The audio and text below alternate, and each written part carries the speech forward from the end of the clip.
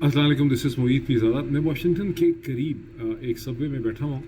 और यहाँ मैं अपना आया हुआ था सुबह ब्रंच करने के लिए। और यहाँ बैठ के बहुत ही खूबसूरत से ब्यूटीफुल सनी डे, ठंड है लेकिन साथ ही धूप भी बहुत निकली हुई है, बहुत खूबसूरत प्लेजेंट दिन था। यहाँ बैठ के मैंने अपने फ़ोन के ऊपर पाकिस्तान के अखबार पढ़ने शुरू किए। पाकिस्तान में इस वक्त रात का 1:30 बजा हुआ है, यहाँ दिन के 3:15 साढ़े तीन है शायद।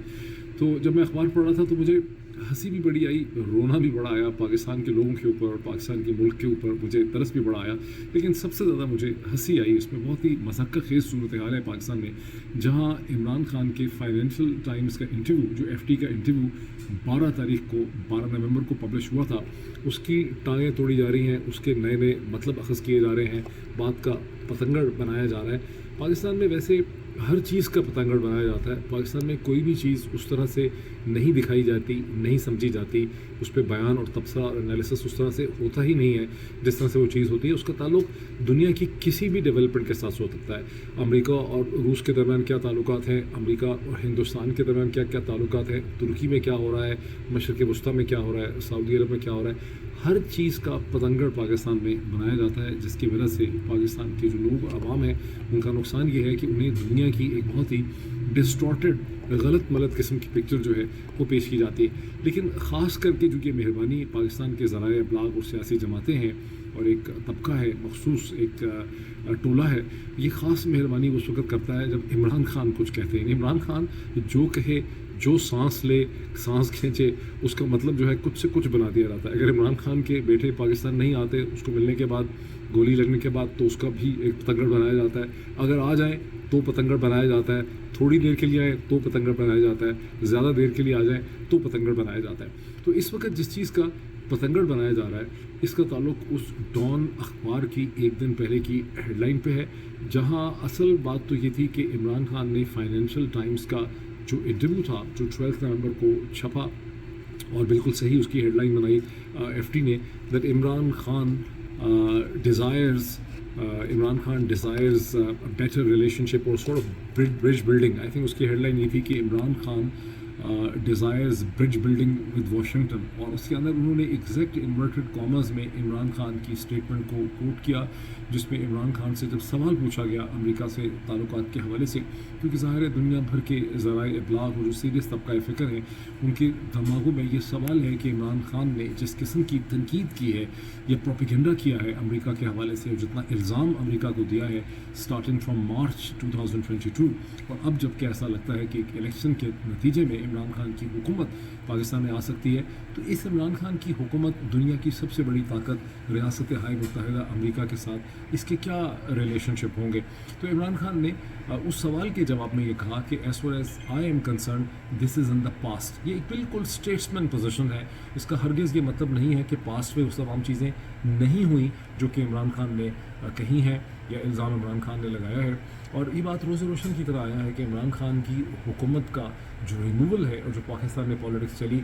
उसमें अमेरिका के स्ट्रेटेजिक इंटरेस्ट का बड़ा गहरा ताल्लुक था। सिर्फ यूक्रेन के साथ नहीं था, बल्कि अफ़गानिस्तान के हवाले से अमेरिका में जो तल्खियाँ पाई जाती थीं, जो बदगुमानियाँ पाई जाती थीं, जब पाकिस्तान ने अमेरिका को उस किस्म की मदद इमरान खान की हुकूमत देने से इनकार किया, जो कि अमेरिका समझ रहा था, उसकी ख्वाहिश थी कि उसको एक विड्रॉल पे वो मदद मिले। इससे पहले अमेरिका की हमेशा ये ख्वाहिश थी 9/11 के बाद कि पाकिस्तान से उसको एक ख़ास किस्म का ताउन मिले, पाकिस्तान से उसको ताउन मिला, लेकिन कभी भी अमेरिका की जो ज़रूरियात थी उस ताउन से पूरी नहीं हो सकी। जहाँ पाकिस्तान में ये बहुत ज़्यादा कंप्लेन पाई जाती है कि पाकिस्तान ने बेंड बैकवर्ड्स किया, अपने आप को नुकसान पहुँचाया, $100 बिलियन से ज़्यादा का नुकसान हुआ, दहशतगर्दी फैली, वहीं और पाकिस्तान ने बहुत कुछ किया। पाकिस्तान को क्या मिला उसके जवाब में? वहाँ अमेरिका के अंदर हमेशा ये एहसास रहा कि अमेरिका ने पाकिस्तान के लिए बहुत कुछ किया, बहुत मदद की पाकिस्तान की और ख़ास करके पाकिस्तान की एलीट की, लेकिन वो इन रिटर्न उतना कुछ नहीं कर सके अमेरिका के लिए और अमेरिका के स्ट्रेटेजिक और रीजनल इंटरेस्ट के लिए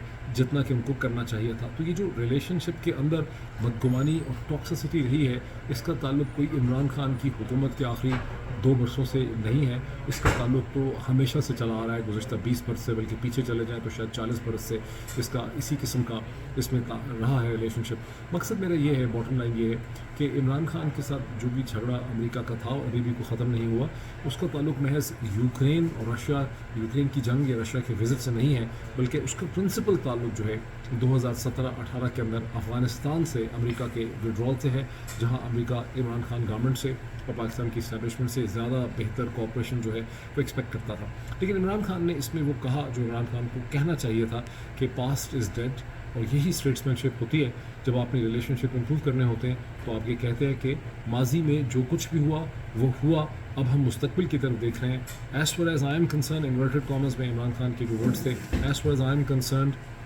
it is in the past. اس کا مطلب ہے کہ عمران خان نے یہ میسج دیا ہے جو کہ ایف ٹی نے ہیڈ لائن لگائی ہے کہ عمران خان نے سجیسٹ کیا اور میسج کیا ہے امریکن پالیسی میکرز کے لیے کہ جو کچھ بھی ہوا وہ ماضی میں ہوا، وہ پاسٹ میں ہوا، اور میں اب آگے ایک نئے مستقبل، ایک نئے ریلیشن شپ کے لیے تیار ہوں. یہی چیز پاکستان کو دنیا کے ہر ملک کے ساتھ چاہیے. جہاں کہیں بھی دو ممالک کے درمیان میں برے تعلقات ہوتے ہیں، تعلقات کی بہت تلخیاں ہو سکتی ہیں. جرمنی اور فرانس کے ریلیشن شپ کو اگر آپ دیکھ لیں تو 200 برس کی اس کے درمیان جنگ و جدل اور تلخیاں ہیں، اور اسی طرح سے پاکستان اور ہندوستان کے درمیان میں بھی بہت ہی ٹاکسک ریلیشن شپ ہے. کسی نہ کسی اسٹیج پہ ہندوستان اور پاکستان میں ایسے اسٹیٹسمین کو پیدا ہونا ہے جو کہیں کہ پاسٹ از ڈیڈ، ماضی میں جو کچھ ہوا، جنگیں ہوئیں، بہت زیادتیاں ہوئیں، کس نے بھی کی، ہم اس کو اب بری کرتے ہیں، ہم اس کو اب پاسٹ از ڈیڈ، ہم اس سے آگے چلنا چاہتے ہیں. In here is a way forward for the future. تو عمران خان نے جو بات کہی فائنینشیل ٹائم میں وہ خالصاً اسی کیٹیگری میں فال کرتی ہے. اب ظاہر ہے جو اس وقت حکومت ہے شہباز شریف صاحب کی، شہباز شریف صاحب نے بھی اس کے حوالے سے ٹویٹ کیا. جہاں مریم اورنگزیب صاحبہ جو پاکستان کی ڈس انفارمیشن منسٹر ہیں، انہوں نے بھی اس حوالے سے ڈس انفارمیشن بچانے کی کوشش کی. جناب محترمہ شہری رحمان صاحبہ نے بھی کیا، اور بھی بہت سے لوگوں نے کیا. لیکن ان سب کا حق ہے، شہباز شریف صاحب کا، مریم اورنگزیب ہوں یا مریم نواز ہوں یا شہری رحمان ہوں، ان کا تو چلو ایک سیاسی حق بنتا ہے کہ عمران خان نے جو کچھ کہا اس کی ٹانگ وہ توڑیں، اس کا پتنگڑ بنائیں. جو اس میں افسوس کی بات ہے، جو اس میں حیرانگی کی بات ہے، جو اس میں تعجب کی بات ہے، وہ پاکستان کے بڑے اخبار ڈان، جو انگریزی کا بڑا اخبار ہے، ریسپیکٹیبل پیپر ہے، اس کی جو اس میں پالیسی ہے ڈس انفارمیشن بچانے کی، چیزوں کو توڑنے کی، باقاعدہ ہیڈ لائن غلط بنانے کی، وہ خاصا ایک مزے کا کام ہے جس سے ہمیں ڈان اخبار کا جو بدلتا ہوا کیریکٹر ہے اور اس کی جو ویلیو سسٹم سلپ کیا ہے اس کو ہمیں دیکھنے میں جو ہے موقع ملتا ہے. بیکاز ڈان ایک ایسا اخبار ہے جس نے کلیم کیا، ایک میسج دیا اپنے ریڈر کو، اور ہم سب ڈان کے ریڈر ہیں. میں روز ڈان پڑھتا ہوں، میرے فادر ڈان پڑھتے تھے، میرے تمام جاننے والے ڈان پڑھتے تھے. ہم سبھی حیران پریشان ہیں کہ ڈان کو آخر ہوا کیا. اور یہ پورا پروسیس ڈان کا 2008-9 سے شروع ہوا، جب ڈان نے پاکستان کی اسٹیبلشمنٹ کے خلاف بہت پوزیشن لی، بڑی کرٹیکل پوزیشن لی. حالات اس حد تک ہو گئے کہ جہاں جہاں اسٹیبلشمنٹ کا زور چلا، کینٹونمنٹس کے اندر، ڈی ایچ ایس کے اندر، وہاں ڈان اخبار کو بند کر دیا. جو ان کے اشتہار آتے تھے ڈان اخبار میں، ان کو انہوں نے بند کر دیا. ڈان نے ہمیشہ اس کو چلے کال کر لو، اپنے کو اسٹیبل کر لو پہلے. ہاں شروع کر دیا. اچھا، یہ میں چونکہ سب میں بیٹھا کر رہا ہوں، میری جو 10 سال کی بچی ہے یہ وہ کر رہی ہے، اس نے ہاتھ میں پکڑا، اسٹینڈ ہمارے پاس کوئی نہیں ہے تو وہ سلپ کر جاتا ہے. Sorry for that. So basically میں کیا کہہ رہا تھا کہ ڈان اخبار کا جو اس میں کیریکٹر ایمرج ہوا ہے وہ بہت انٹرسٹنگ ہے. بیکاز ڈان نے جو میسج دیا اپنے ریڈرز کو، ہم سب کو، وہ یہ دیا کہ ڈان کا ان پرنسپل ایک سٹینڈ ہے پاکستان کی اسٹیبلشمنٹ کے، پاکستان کی پالیٹکس میں انکرجن اور انٹرونشن کے خلاف. یہ پوزیشن تھی ڈان کی جو انکریزنگلی پرومیننٹ ہوئی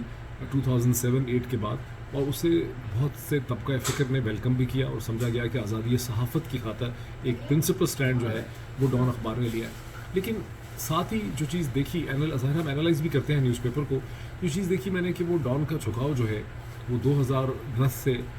جب اس وقت حکومت پیپلز پارٹی کی تھی 9-10 سے، تو ڈان کا جھکاؤ جہاں اسٹیبلشمنٹ کے خلاف تھا، وہاں ان کا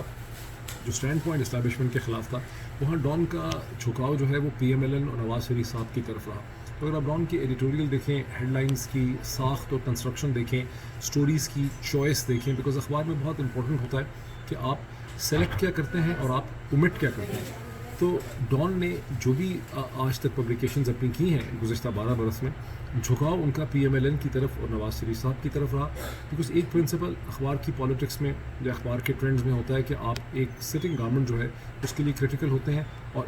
جو اس کی اپوزیشن ہوتی ہے اس سے آپ سمپیتھیٹک ہوتے ہیں. تو جہاں تک 2008 اور 2013 کے درمیان آصف علی زرداری اور پیپلز پارٹی کی حکومت تھی اور ڈان پیپلز پارٹی کی گورنمنٹ کا بہت کرٹیکل تھا اور نواز شریف صاحب کی پنجاب میں حکومت تھی اور انفیکٹ آدھے سے زیادہ پاکستان میں حکومت کر رہے تھے، ان کی پارٹی کے ساتھ ڈان جو ہے وہ سمپیتھیٹک نظر آتا تھا، تو اس کی لاجک سمجھ آتی تھی کہ وہ اپوزیشن کو سپورٹ کر رہے ہیں اگینسٹ دی سٹنگ گورنمنٹ. لیکن 2013 سے پھر بھی فیڈرل گورنمنٹ کی طرف رہا، پنجاب گورنمنٹ کی طرف رہا اور ان کی تنقید جو ہے وہ اسٹیبلشمنٹ کی طرف رہی. پیپلز پارٹی ظاہر اس سے گم ہو گئی اور ان کا تنقید کا جو بہت بڑا ٹارگیٹ اور ہدف تھا وہ عمران خان کی پارٹی اور تحریک انصاف رہی، which was actually very surprising because اخبار کا اگر پچھلا پرنسپل یہ تھا کہ وہ ایک انکمبنٹ گورنمنٹ کو کرٹیسائز کرتے ہیں بیکاز میڈیا کا مین مقصد ہی ہے کہ you speak to the power. تو ڈان نے 2013 سے 2018 کے درمیان میں اس پرنسپل کو کھل کے وائلیٹ کیا. ان کی تنقید کا نشانہ عمران خان اور تحریک انصاف بنی جو کہ اپوزیشن تھی اور ان کی تنقید کا نشانہ اسٹیبلشمنٹ بنی وچ میڈ سینس. لیکن 2022 میں اور پھر 2018 کے بعد عمران خان کی گورنمنٹ آ گئی تو once again one can understand کہ ڈان کی تنقید کا نشانہ عمران خان کی گورنمنٹ بنی اور اسٹیبلشمنٹ بنی. لیکن 2022 میں جب عمران خان کی گورنمنٹ کو ایک سازش کے ذریعے ہٹا دیا گیا اور یہ بات بالکل واضح ہو گئی کہ عمران خان کی گورنمنٹ جو ہے اس کے اور اسٹیبلشمنٹ کے درمیان تعلقات اچھے نہیں ہیں اور اسٹیبلشمنٹ عمران خان کی گورنمنٹ کو سبق سکھا رہی ہے، تو ڈان نے اسٹیبلشمنٹ کو اس طرح سے کرٹیسائز بالکل نہیں کیا اور اس کی ہدف اور تنقید کا نشانہ ایک بار پھر عمران خان کی پارٹی اور عمران خان ہی رہے، وچ ریزز سیریس کوشچنس. چونکہ پاکستان میں ایکیڈیمک انالیسس جو ہے میڈیا تو اس کی بڑی شدید کمی ہے، کمی کیا ہے ہی نہیں ہے. تو جو پاکستانی ایکیڈیمک دنیا بھر میں بیٹھے ہوئے ہیں، امریکہ کی یونیورسٹیوں میں، برطانیہ کی یونیورسٹی میں، آسٹریلیا اور نیوزی لینڈ کے لیے، ان کے لیے بڑا ضروری ہے کہ وہ دیکھیں کہ پاکستان کا جو بڑا انگریزی کا اخبار ہے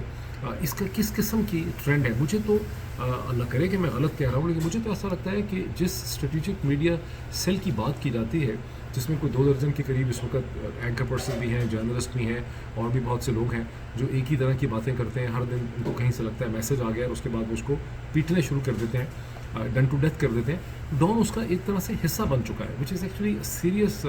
allegation against the major publication because یہاں پر جو فائنینشیل ٹائمز کی خبر کی گردن مروڑی ہے یا اس کا مقصد اس کو توڑا ہے، توڑ موڑ کے ڈان نے پریزنٹ کیا، اس کے ساتھ ہی یہ جو سارا کا سارا so called strategic media cell ہے اس نے بھی اپنا پروپیگنڈا شروع کر دیا اور حکومت کو بھی بیسکلی ڈان ہی کی ہیڈ لائن ہے جس نے گورنمنٹ کو، کیونکہ فائنینشیل ٹائم کا انٹرویو تو پبلش ہو گیا تھا 12 تاریخ کو پاکستان کے حساب سے، ڈان کی سٹوری 13 تاریخ کی آئی ہے، اس کے کم از کم 24 گھنٹے کے بعد یا آلموسٹ 14 تاریخ کے قریب ڈان کی سٹوری 13 تاریخ کو آئی ہے. تو ظاہر ہے کہ جو ہیڈ لائن ڈان نے لگائی ہے فائنینشیل ٹائمز کی سٹوری کے اوپر، یہ ایک سوچ سمجھ کے کہ اس کی امپلیکیشنز کیا ہوں گی، ڈان نے اس سٹوری کے ذریعے پی ڈی ایم کی حکومت کو، پیپلز پارٹی کو، پی ایم ایل این کو اور اس کے بعد جو ان کا میڈیا سیل ہے اسٹریٹجک میڈیا سیل، اس کو ایک پلیٹ فارم پرووائڈ کیا ہے، اس کو ایک کانٹیکس، اس کو ایک بیس پرووائڈ کی ہے اپنے پروپیگنڈے کو لے کر آگے چلنے سے، وچ ریزز سیریس کویشچن کہ ڈان جو ہے کیا اس اسٹریٹجک میڈیا سیل کا حصہ جو ہے وہ بن چکا ہے. تو یہ بہت انٹرسٹنگ چیز ہے. جیسا کہ میں نے کہا کہ میں یہاں صوبے میں بیٹھا ہوں واشنگٹن کے اندر، دنیا بھر میں سب سے زیادہ اگر کسی ایک جگہ پہ سب سے زیادہ پڑھے لکھے پاکستانی ایگزسٹ کرتے ہیں، اپورڈلی موبائل ہیں، سوسائٹی کے اندر ویل انٹیگریٹڈ ہیں، سب سے طاقتور جو پاکستان کا ڈائسپورا ہے اتنا نہیں ہے انفارچونیٹلی جتنا اس کو امریکن سوسائٹی میں اور پالیٹکس میں اور یہاں کے کارپوریٹ ورلڈ میں انٹیگریٹڈ ہونا چاہیے تھا، اتنا تو بالکل بھی نہیں ہے. میری بڑی خواہش ہوگی کہ یہ اس کی انٹیگریشن بڑھے. لیکن پھر بھی سب سے زیادہ جو پڑھا لکھا اور اپورڈلی موبائل کمیونٹی پاکستانیز کی ہے وہ امریکہ میں ایگزسٹ کرتی ہے، پروفیشنل کمیونٹی ہے، اپر مڈل کلاس کمیونٹی ہے اور یہاں پر ٹوٹل کنسنسس ہے اس حوالے سے